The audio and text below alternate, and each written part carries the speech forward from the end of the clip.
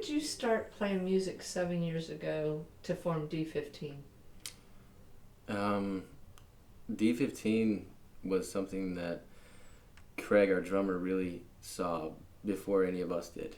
And it happened because our drummer that we loved so much, we joined in seventh grade, David Anders, who we shared our same dream with to be, big rock stars, and that's what we were gonna do. Ended up having some health issues with his mental stability, developing schizophrenia, and we were the ones that my brother and I were the first people that really kind of saw it happening.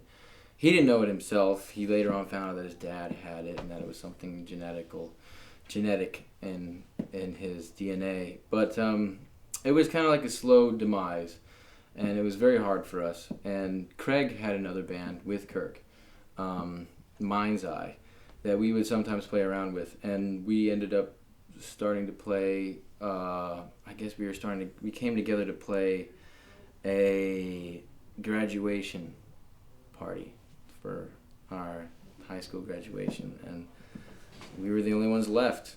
Everyone went on vacation, and our drummer ended up leaving, and D15 ended up happening through Craig's mind's eye, I guess. So I don't know if it was my decision or not. It just kind of ended up being the only way. I mean, it was the only way to continue playing rock and roll, If you move, it moves the camera. Okay. Tell us about the origination of the name of your band. D15, it was the name of our storage unit locker in which we had our band in, and there was hundreds of these things, and there was a lot of bands in there. There was body shops, there was woodworking shops, upholstery shops, all kinds of businesses in kind of the low class region of Sarasota, Manatee County, where you would have lots of riffraff, drug dealers and prostitutes, and anything you could think of would be rolling through our neck of the woods. We used to call it God's ashtray. That's where God would, put his cigars out if he did have a place. But that was our unit's name, and we thought, this is what we would be branded if we were in some kind of, concentration camp. This would be our, tattoo or our brand. And so it was actually Craig's mother, our drummer's mother, idea. She's the one who said, "Why don't you guys name yourself D15?" We said, "Okay." All right. So what does it? I mean, really, you get up there and you just wail. What does it feel like to do that on stage? It's awesome. I mean, Now back up. To get up on stage and to sing in front of a bunch of fans and people that are they want something. They want something real. They're expecting that one thing that every human being has got deep inside that just lets them know that we're special, that we can do amazing things, that we can walk on the moon, that we can, we can touch hearts, we can resurrect, we can heal diseases, we can do these things that are just extraordinary. And we count on that. We count on people to do that every day, whether we are aware of that or not. And we really believe it, and we want to believe that, even as kids and growing up. We expect that, through the movies we watch, through our parents, they're superheroes to us every day as kids. They were my superheroes. My first superheroes was my mom, being able to take care of us every day, in different places with nothing, in shelters and, to everywhere. We lived in great places and in really trashy places. And I think everybody as a human being, we inherently expect that. And I just feel like I'm really, really lucky to be able to bring that to them. So that energy and that feeling is just the most empowering, invigorating thing in the world. So it feels great to get on stage to do that for people, because they do it for me with that little bit of belief and that little bit of faith that I see everybody take every day, whether it's the most, menial job or the most extravagant job, and it's all art form, and every one of them counts so much, and I'm lucky to do what I have to do, so it feels great. I really want to know. I mean, really want to Okay. know. Yeah. you're in this place. You're very zen. How the hell do you get up there and just scream those vocals and do what you do? It's almost like you become a different person. You know what I'm saying? Yeah. Can you explain how that happens, how you transform? Yeah. That transformation is how I get through life. I mean, you have these moments where you want to do something or you want to do that, and I save that for stage. I save that for my music, and that's where it comes out. And, you know, sometimes people will be like, oh, you should have done this or you should have done that. I'll say, hey, you know, I will.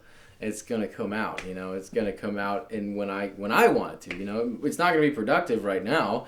You know, someone's going to get pissed off and we're going to get in a fight or, you know, it's just not going to go anywhere. So I kind of save it and then I let it out and in a more positive, you know, frame of, you know, circumstance. So it works better that way. So that's how I do it. How do you feel when you're up there singing your lyrics? I feel like a preacher sometimes. Like I should be telling somebody, myself, like I'm self-reflecting, and that the audience is me, and that they want to hear this too, and that they have these same fears and these same expectations of the people around them, but they live in this sort of like third-person reality where they're not allowed to. And when I get up there and on stage, it's allowed, and we can talk about these things, and we can be these people, and we can, you know, express these feelings that we're not allowed to in day-to-day life. You know? Okay, so when you're sitting around every day, you feel like you can't express yourself that way in a normal environment. You have to be on stage to do that? In that way, yes. In day-to-day life, we're kind of avant-garde, and it's the way that we kind of get along in this world, and I respect that, and I love that, and it's good. It's not bad in many ways, but that allows me to sort of give that expression and that energy that gets built up out, because it can either turn to something good or it can turn to something bad. You can have something get let out in a way that's like that's going to make things better in your life or going to make it bad. You know, you can have something terrible happen to you and make you feel horrible, and you can do something with that energy that's happening. You can do something good with it or you can do something bad with it, and I choose to let it out in my music. I'm lucky enough to have something that I can actually, you know, sort of let it out through that's not going to hurt somebody or, you know, make someone's life diminish. You know, I'm trying to let it out in a way that's gonna, you know, inspire other people, inspire myself, and make it happen. Make that energy not have a negative end. You know. So I'm gonna ask you a challenging question. Okay. Do you walk around feeling angry? I think sometimes. Can you do that in a complete sentence?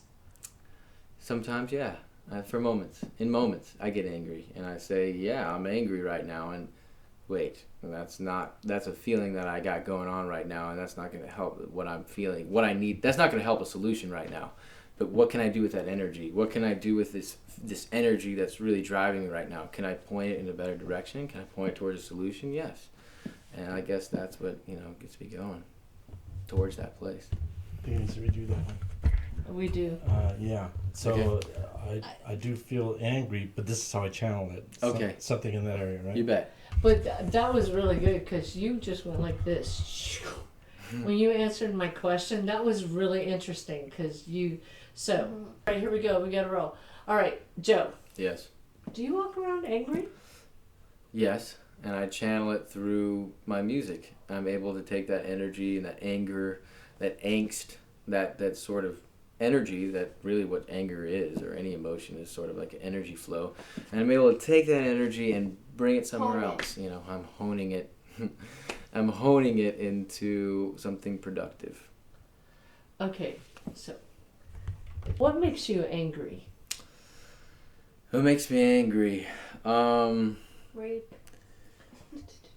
There's a lot of things that make me angry. sometimes there's more things that make me angry than things that make me happy.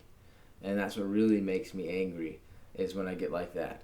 Because there's a lot of really awesome, beautiful things in this world that really are awesome and should make me happy. But in the world we live in, there's a lot of things to be angry about. And I think anger is one of those things that's really honest and that should be given more credit. Because when somebody is as intelligent as we are, and we're getting angry and we're feeling a certain emotion towards maybe our living conditions or our government or you know, things that are happening in the world today, it's something that's calling out to a truth that needs remedying, that needs healing, that needs something to be done, you know, that is a very honest emotion that a lot of people would rather not deal with because it's not cool or it's not fun or it's not, you know, a good time, because we'd rather feel good. And I think that it's very honest to sometimes feel angry, and that's why you get righteous indignation, you know, or a biblical sort of term, you know, and it can be a really good thing. And I think if you embrace that and try and find out what the root of it is, there's usually something there that can be positive, and that's really needs working out, that we should pay attention to. That's why so many of our kids have problems and why they like our music.